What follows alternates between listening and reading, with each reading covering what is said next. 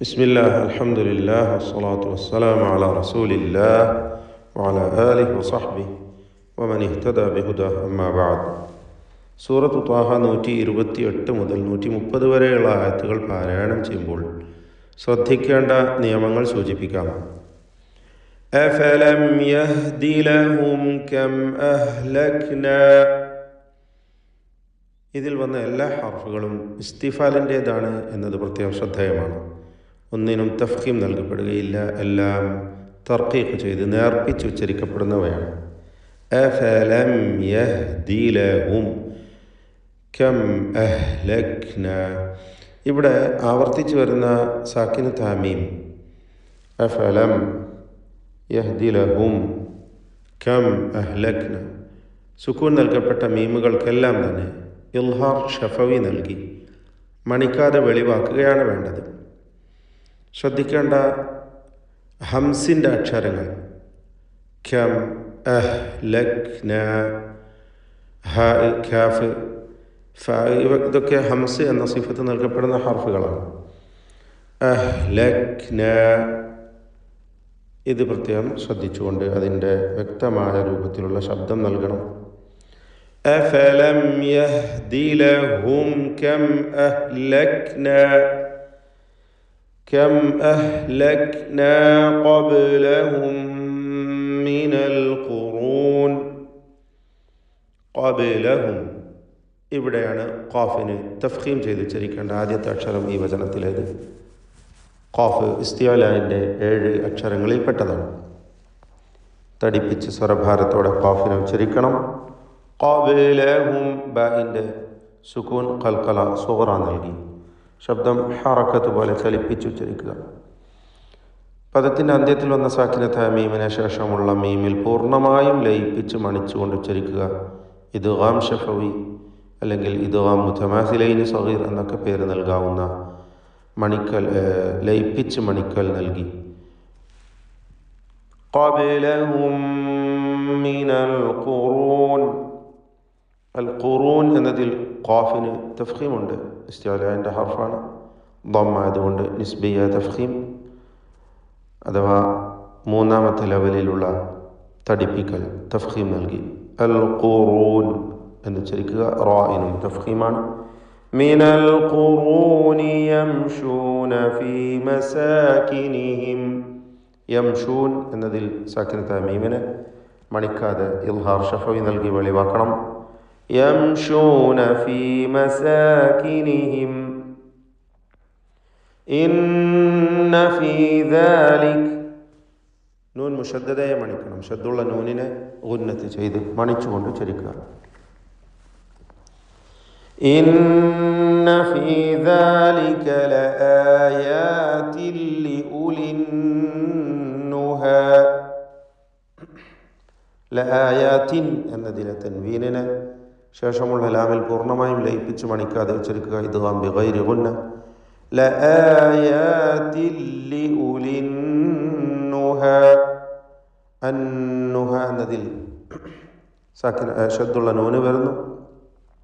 മണിച്ചുകൊണ്ട് ഉച്ചരിക്കുക. ലആയാതിൻ ലിഉലിൻ നുഹാ. ഷദ്ദുള്ള നൂനിനെ മണിക്കുക എന്നതാണ് ശ്രദ്ധിക്കേണ്ട കാര്യം. ആവർത്തിച്ച് വന്ന ഈ വചനത്തിലെ നൂൻ മുഷദ്ദദ. ഇന്ന അന്നുഹ.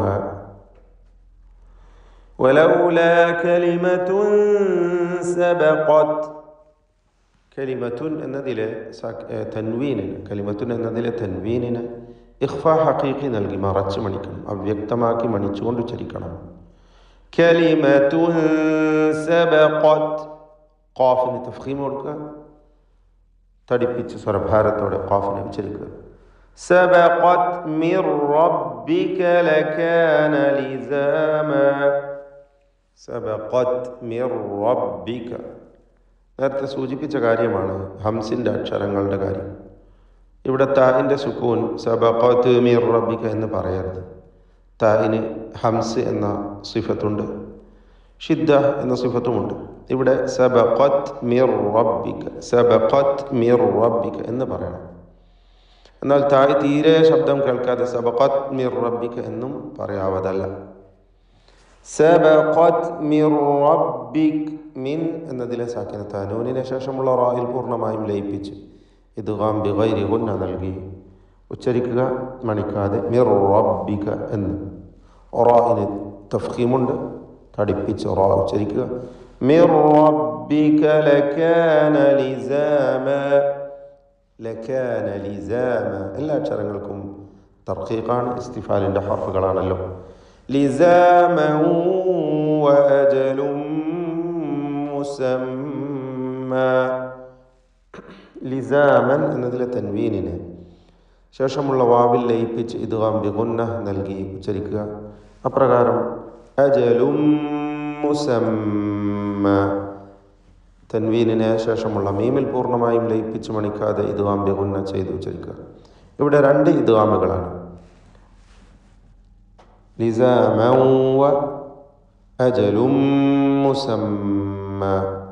രണ്ട് ഇദ്ഗാമുകളിൽ ഉള്ള വ്യത്യാസം, ആദ്യത്തേത് നാഖിസാണ്, രണ്ടാമത്തേത് കാമിലാണ്. രണ്ടും ഇദ്ഗാം ബിഗുന്നയാണ്.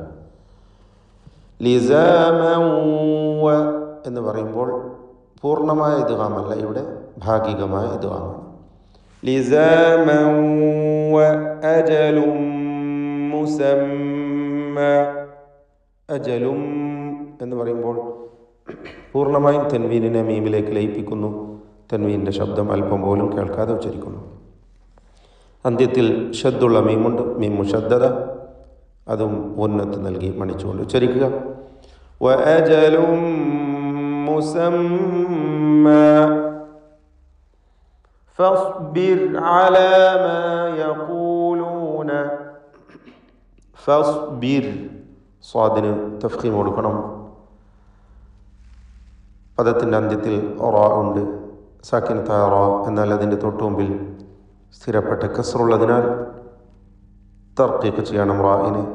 ഫസ്ബിർ, ഫസ്ബിർ അലാ മാ യഖൂലൂന, യഖൂലൂന ഖാഫിന് നിസ്ബിയ തഫ്ഖീമുണ്ട്, തടിപ്പിച്ച് ഖാഫ് ഉച്ചരിക്കുക.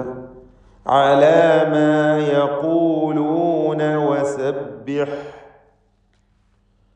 വസബ്ബിഹ് ബിഹംദി റബ്ബിക്. ഹാഇൻ്റെ ഉച്ചാരണം പ്രത്യേകം ശ്രദ്ധിക്കുക, മഹ്മൂസായ അക്ഷരമാണ്. ബിഹംദി എന്നതിലെ സാക്കിനത്തെ മീമിനെ മണിക്കാതെ ഇൽഹാർ ഷഫവി നൽകി വെളിവാക്കണം. വസബ്ബിഹ് ബിഹംദി റബ്ബിക്, റബ്ബിക് റായിനെ തഫ്ഖീം ചെയ്ത് തടിപ്പിക്കുക. ബിഹംദി റബ്ബിക ഖബ്ല, റബ്ബിക ഖബ്ല രണ്ട് അക്ഷരങ്ങളെ വേർതിരിച്ച് അവയുടെ ഉച്ചാരണം ശ്രദ്ധിക്കേണ്ടതാണ്. ആദ്യത്തേത് റബ്ബിക, ക എന്ന കാഫ്, ശേഷം ഖാഫ്, റബ്ബിക ഖബ്ല, ഖാ. ഖാഫ് നാവിൻ്റെ അങ്ങേയറ്റമാണ്, അഖ്സൽ ലിസാനാണ്, അത് തഫ്ഖീം ചെയ്യേണ്ട അക്ഷരമാണ്, ഇസ്തിഅലാഇൻ്റെ അക്ഷരങ്ങളിൽ പെട്ടതാണ്. ഖാഫിന് ഷിദ്ദത്തുണ്ട്, കാഫിനും ഷിദ്ദത്തുണ്ട്. പക്ഷേ കാഫ് ഇസ്തിഫാലിൻ്റെ തർക്കീഖ് ചെയ്യേണ്ട അക്ഷരമാണെങ്കിൽ ഖാഫ് ഇസ്തിഅലാഇൻ്റെ തഫ്ഖീം ചെയ്യേണ്ട ഹർഫാണ്. റബ്ബിക ഖ, റബ്ബിക ഖബ്ല, ഖബ്ല എന്നതിലെ ബാഇൻ്റെ സുക്കൂൻ ഖൽഖല സുഗ്റ നൽകി ശബ്ദം ഹറക്കത്ത് പോലെ വ്യക്തമാക്കുക.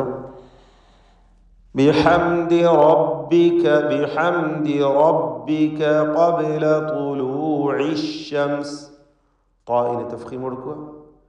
മൂന്നാമത്തെ ലെവലിലുള്ള നിസ്ബിയ തഫ്ഖീം ദമ്മായതുകൊണ്ട് ഖബ്ല തുലൂഇശ് ശംസ്, അശ്ശംസ് എന്ന പദത്തിൽ സാക്കിനത്തായ മീമിനെ ഇൽഹാർ ഷഫവി നൽകി മണിക്കാതെ വെളിവാക്കണം. വഖബ്ല ഗുറൂബിഹ, വീണ്ടും ഖബ്ല എന്ന പദം ആവർത്തിക്കുന്നു. ഖാഫിന് തഫ്ഖീം, ബാഇന് ഖൽഖല സുഗ്റ.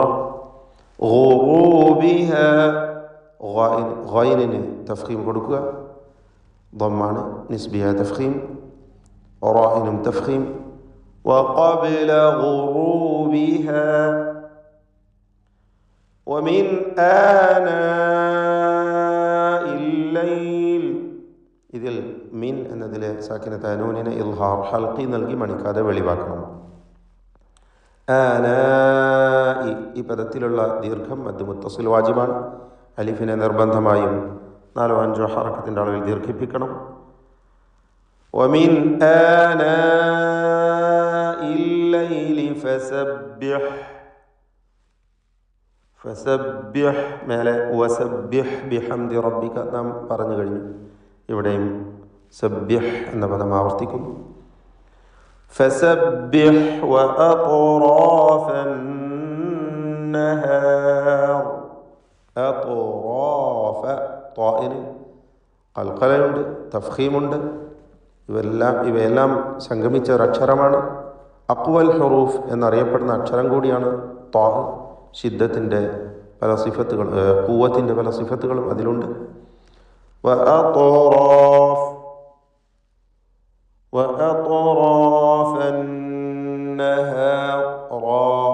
എന്നതിൽ റായിനും അതിൻ്റെ ദീർഘാക്ഷരമായ അലിഫിനും തഫ്ഖീമാണ്.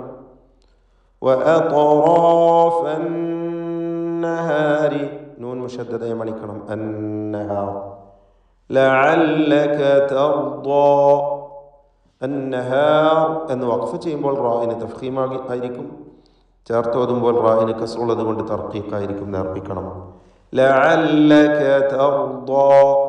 തർദാ റായിനും ദ്വാദിനും ദ്വാദിൻ്റെ ദീർഘാക്ഷരമായ അലിഫിനും എല്ലാം തഫ്ഖീമാണ്. തടിപ്പിച്ച് ഉച്ചരിക്കണം എന്നത് ശ്രദ്ധിക്കുക. ലഅല്ലക തർദാ. ലഅല്ലക തർദാ. ബാറകല്ലാഹു ഫീക്കും. أعوذ بالله من الشيطان الرجيم.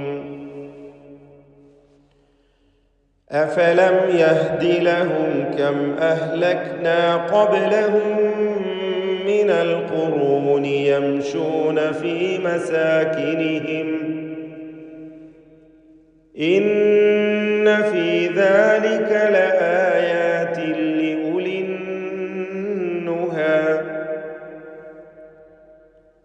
ولولا كلمة سبقت من ربك لكان لزاما وأجل مسمى